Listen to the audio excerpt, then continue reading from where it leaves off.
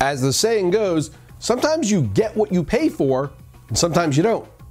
I don't know who came up with that saying, but he must play DFS. I'm Mike Cardano with RotoExperts in the Fantasy Sports Network, and this is your Daily Fantasy Minute. Now, if you frequent dailyroto.com, you may have heard Tony Sincata and I today on Roto Radio discussing our pitchers for the evening slate of games. And Clayton Kershaw and his price tag was obviously a huge topic. Now, you may think it's crazy to spend almost 40% of your salary on a pitcher. And it is, but in this instance, it's crazy like a fox. Now, Kershaw has always been a high-priced commodity, but his absolute dominance over his last two outings has driven his price tag through the stratosphere. Now, Clayton faces a Mets team that ranks 26th in WOBA and OPS against lefty pitching and is striking out at a 23.6 clip against southpaws. He comes with a hefty price tag, but I fully expect him to earn that salary with a dominant performance this evening. Now, I'm not going to play him, but I'm actually hoping Bartolo Colon throws one of those old fat guy gems tonight, matching Kershaw inning for inning, putting up zeros, because that's 3 strikeouts for Kershaw you can write down before the game even starts. This is an instance where you will need to be creative offensively to roster Kershaw, but it should be well worth the time trying to figure out how to do it.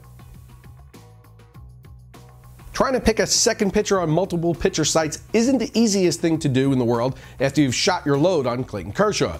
But I've got my guy. Tyson Ross draws a solid matchup tonight against the Miami Marlins, who rank in the bottom third of the league in WOBA and strike out over 20% of the time. Combine that with an impressive 9.54 K per nine, and Ross becomes a tremendous upside play. His biggest problem this year has been his control. He's walking 4.38 batters per nine, but luckily tonight he's facing an impatient Marlins team that draws walks in only 6.3% of their plate appearances. It's 26th in the league.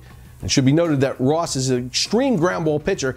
Opponents hit the ball on the ground 62.3% of the time, and he hasn't given up a long fly in his last 15 starts. Not 15 innings, 15 starts.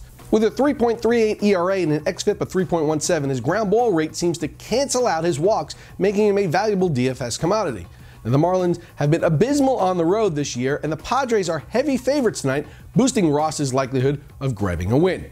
Now, if you aren't paying up for Kershaw in a one-pitcher site, he's a great bargain here, and that's where I'd be going in the evening games.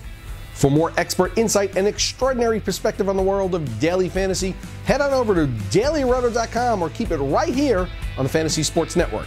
Good luck today, everyone. I'm Mike Cardano, and this has been your Daily Fantasy Minute.